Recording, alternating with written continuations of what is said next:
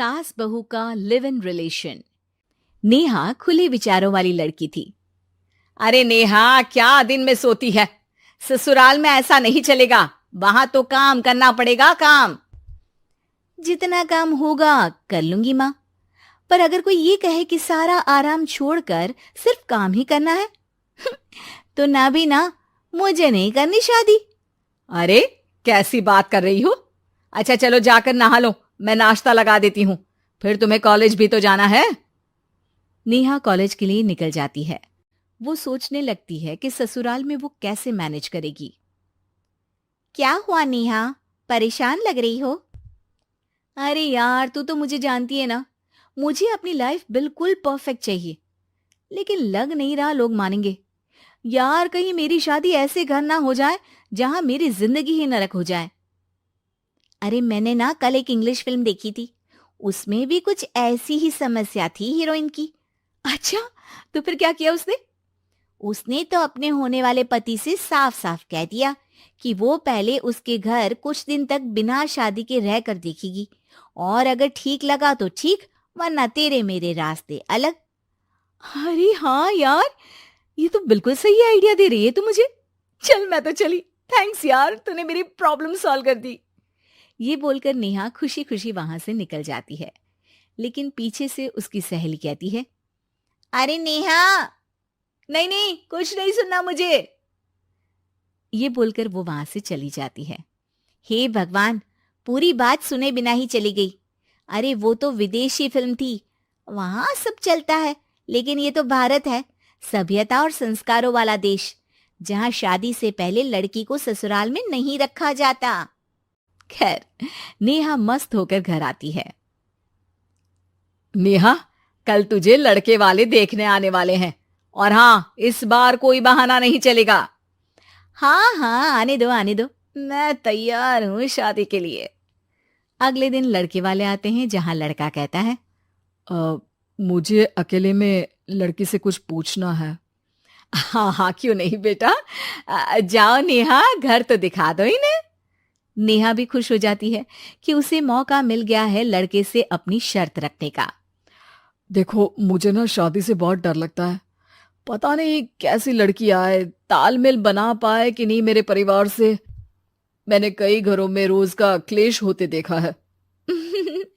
तुमने तो मेरे दिल की बात कर दी। मैं भी यही सोच रही थी कि भाई सास तो अच्छी होनी चाहिए, पति सपोर्ट करे ना करे, रहना तो पूरे दिन सास के साथ है। लेकिन मेरे पास ना इसके लिए एक बहुत अच्छा आइडिया है। अच्छा, कैसा आइडिया?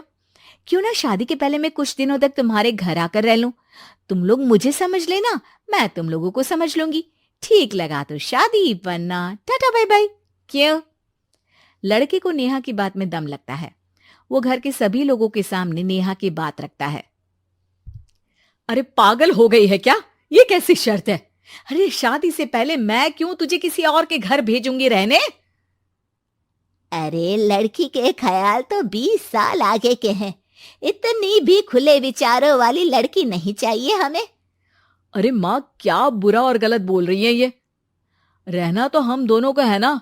कल को कोई परेशानी आई तो तुम सब तो ये बोलकर निकल जाओगे कि जिंदगी तुम लोगों को ही निभानी है, तुम लोगों को जो करना है करो। तब क्या करूंगा बताओ? सबके समझाने पर वो लोग मान जाते हैं। वाह, मैं 2-3 दिनों में पैकिंग कर लूंगी, तो आकर मुझे ले जाना। और नेहा पहुंच जाती है विशाल के घर। आओ आओ, ये रहा तुम्हारा कमरा।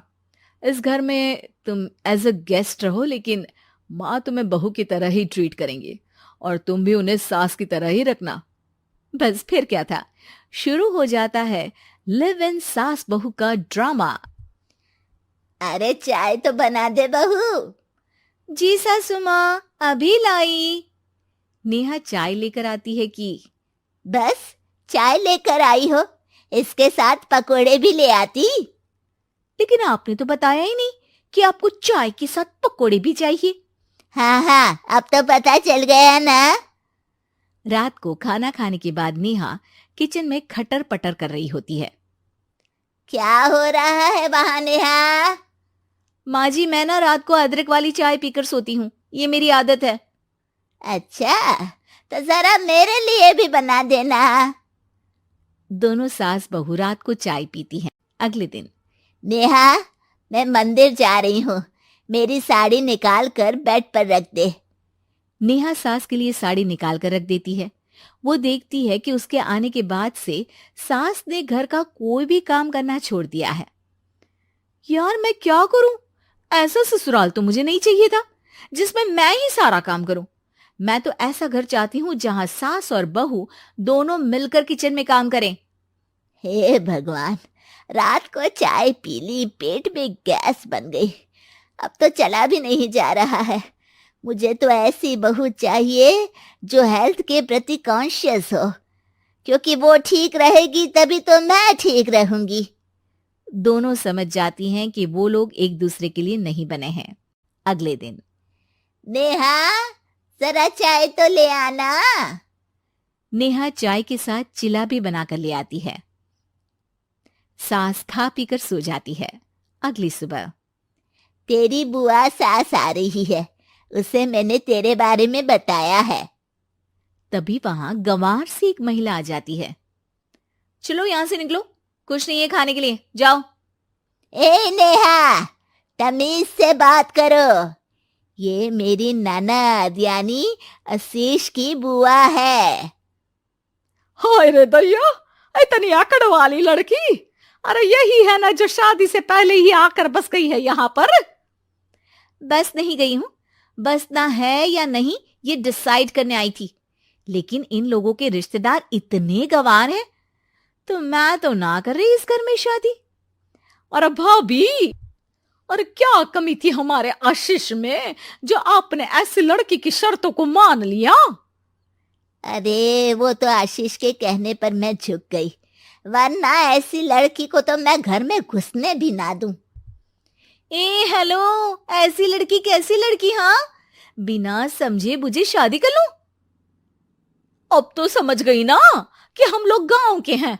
भाभी को खाट पर सोना और रिश्तेदारों का गांव से आना जाना तो लगा ही रहना है इस घर में।